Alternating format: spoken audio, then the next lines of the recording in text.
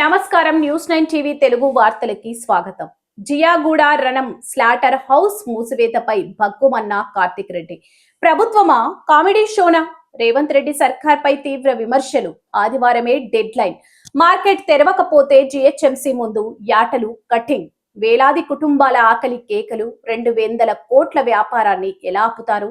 హైదరాబాద్ లోని Jiyaguda slaughter house వేదికగా ఇప్పుడు రాజకీయ సెగలు రేగుతున్నాయి.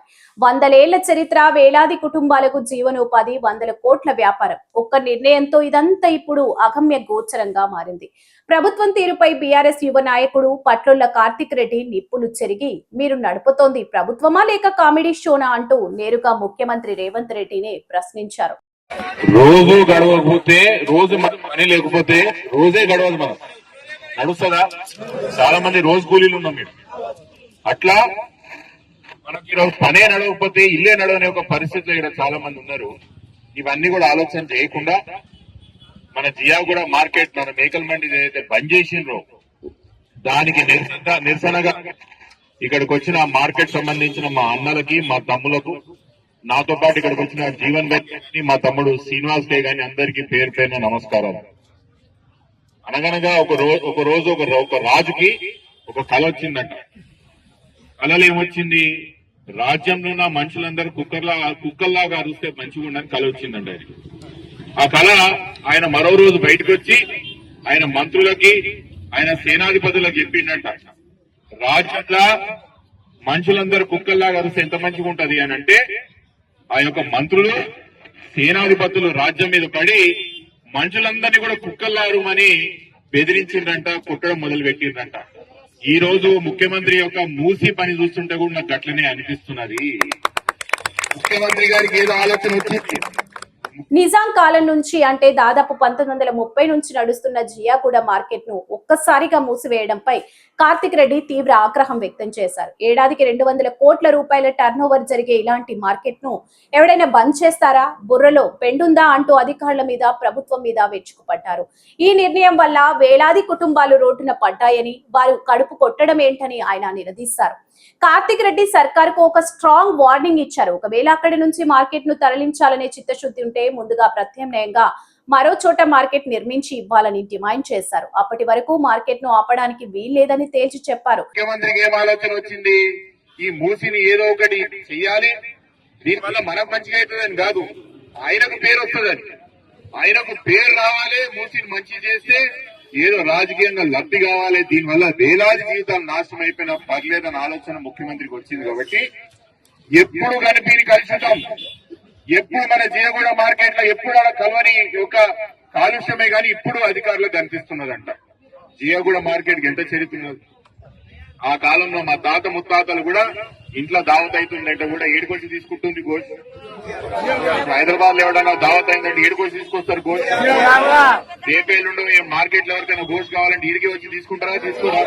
ఈయన సంబంధించింది ఆరికట్క సమాజం ఒకటే కాదు సోదరులారా. ఇప్పుడే మా తమ్ముడు అన్నట్టు మైనార్టీ సోదరులు ఉన్నారు, ఆరికట్క సోదరులు ఉన్నారు, కుర్మ సోదరులు ఉన్నారు. ఊర్లకెళ్ళి మా చేవేళ్ళ, వికారాబాద్, తాండూర్లకెళ్ళి కూడా గొర్రెలు తీసుకొని చేయడం అమ్ముతాం. ఇన్న జియాగూడలు అమ్ముతామా?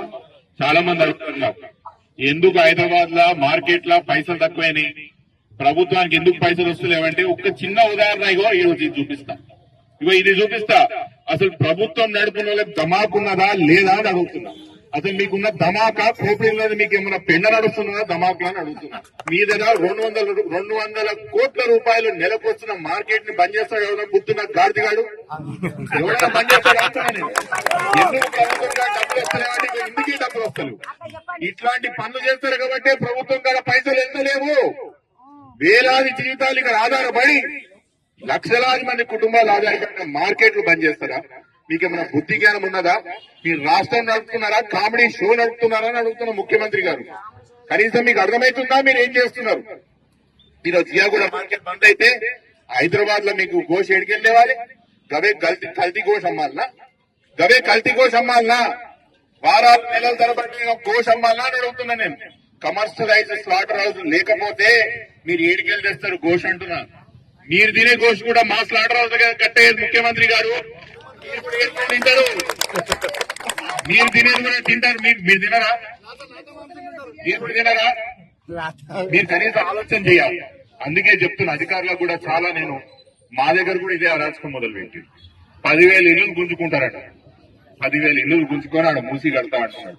ఈ రోజు 100 సంవత్సరాల నుంచి మార్కెట్ ఈడ ఉన్నది. ఈ రోజు కొత్త కట్టిన మార్కెట్ కాదు కదా, 100 సంవత్సరాల నుంచి ఈడ మార్కెట్ ఉన్నది. నిజాం ప్రభు సర్కార్ నుంచి ఈడ నిజాం సర్కార్ అప్పటి నుంచి ఈడ మార్కెట్ ఉన్నది కదా. అప్పటి నుంచి మూసిలా కలుస్తుందా లేదా మీకు కళ్ళు కనిపిస్తలేవా? మమ్మల్ని అడుగుతలేరా కొత్త మార్కెట్ కట్టిమని చెప్పి? మీకు దమ్ము ధైర్యం ఉంటే నిజంగా మంచి చేయాలంటే కొత్త మార్కెట్ కట్టించి ఇవమ్మా ఇవన్నీ ఉన్న స్లాటర్ రోజులు పని. కానీ అది చేత కాదు, కానీ ఉన్నోళ్ళుగా పనికి రాకుండా వచ్చి ఇవన్నీ కూడా ఆపి కూర్చున్నారంట. ఇవన్నీ ఆపి కూర్చున్నారు. ప్రభుత్వానికి ఉన్న పెద్దలు కూడా చెప్తున్నా, మూసీలో మీరు ఈ రోజు మా జియా కూడా మార్కెట్ బంద్ చేసి అయిపోయిందా? మూసి సాఫ్ అయిందా? మూసి తాగుతారా నీళ్ళు కిందికి పోయి? మళ్ళీ మా మార్కెట్ యార్డ్ బంద్ చేసి మీరు ఇప్పుడు నీళ్ళు మూసి అంతా సాఫ్ చేసిరా? ఇప్పుడే చెప్తున్నాడు మా మగ ఈ డంపింగ్ ఎల్లబోతున్నది ఈ డంపింగ్ అన్ని కాలనీ చుట్టుపక్కల డ్రైనేజ్ ఏడిపోతున్నది. డ్రైనేజ్ కూడా మీ ఇంట్లో పెట్టుకోండి అని చెప్పుకుంటున్నాను. నేను కూడా చాలా సాఫీగా చెప్తున్నా. ఇప్పుడే మా తమ్ముళ్ళు చెప్తున్నారు, ఇప్పుడు వీడికెళ్ళి మీరు మార్కెట్ ఓపెన్ చేసుకుంటారా, మున్సిపల్ ఆఫీస్ పోతారా అని మీరు ఒక కార్యక్రమం వేసుకున్నారు. మీరు వేసుకోండి. కానీ నేను అధికారులకు కూడా చెప్తున్నా, వచ్చే ఆదివారం లోపు జియాగూడ స్లాటర్ హౌస్ మార్కెట్ ను తిరిగి తెరవకపోతే ఉద్యమం తారస్థాయికి చేరుతుందని హెచ్చరించారు. ఒకవేళ మొండిగా ముందుకెళ్తే సోమవారం రోజున జిహెచ్ఎంసీ ఆఫీస్ ముందే యాటలను కోసి నిరసన తెలుపుతామని కార్తిక్ రెడ్డి సంచలన వ్యాఖ్యలు చేశారు. ఆదివారం లోపలిట మీరిట మార్కెట్ తెలవలేదనుకో, సోమవారం జిహెచ్ఎంసీ ఆఫీస్ ముందర వచ్చి నేను కటింగ్ చేస్తాను.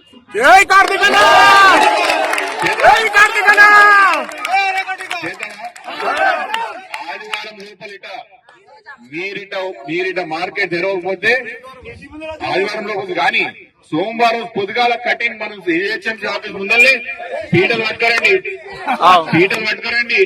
కత్తులు పట్టుకరండి, కట్టైన ఏటలు పట్టుకరండి, ఆడనే కొడదాం. ఆడనే కొట్టి జిహెచ్ఎంసీ ఆఫీస్ లో పంచుతాం. ఎన్ని రోజులు మీరు ఇట ఓపెన్ చేయకుండా అన్ని రోజులు జిహెచ్ఎంసీ ఆఫీస్ ముందరనే నేను కటింగ్ చేస్తాం. ఎంతమంది పోలీసులు పెడతారు? ఎన్ని రోజులను పెడతారు? బుద్ధి జ్ఞానం ఉండాలి. వేలవాది పశువులు వస్తాయి. పశువులు అనుకున్న పరిస్థితి ఏంటి అంటే బయట మార్కెట్ పోయి తక్కువ అమ్ముకోవాలన్నా? మన రైతులు బయట మార్కెట్ పోయి తక్కువ అమ్ముకోవాలన్నా? ఇక్కడ పనిచేస్తున్న వాళ్ళందరూ లేబర్ పనులకు పోవాలన్నా? ఏమైనా బుద్ధి జ్ఞానం ఉన్నదా? ఎంత దిగాలి మిమ్మల్ని? ఏం చేయాలి? ఏమైనా చేసే పనికి ఇంత అర్థం పడదాం ఉండాలి. काम करे तो कुछ थोपड़ी से काम करना, घुटने से काम नहीं करना. పనులని घुटने से పని చేసినట్టే పన్ను नहीं రా. అందుకే చెప్తున్నా మీరందరూ ధైర్యంగా ఉండండి. జియాగూడ మార్కెట్ అంటే ఒకటి కార్వానికి సంబంధించింది కాదు, ఇది హైదరాబాద్ సంబంధించిన ఆస్తి, తెలంగాణ సంబంధించిన ఆస్తి. ఇలా దెబ్బ పడ్డాడంటే హైదరాబాద్ దెబ్బ పడ్డట్టే, ఊర్లలో మా వాళ్ళందరూ కూడా దెబ్బలు పడ్డట్టే. ఈ మార్కెట్ తెరవాల్సిందే, మళ్ళీ నడవాల్సిందే. మీ పోరాటం ఎప్పటి వరకు ఉంటుందో. మరి ప్రభుత్వం ఈ హెచ్చరికలపై ఎలా స్పందిస్తుందో చూడాలి. మరిన్ని లేటెస్ట్ అప్డేట్స్ కోసం చూస్తూనే ఉండండి News9 TV తెలుగు. జై హింద్.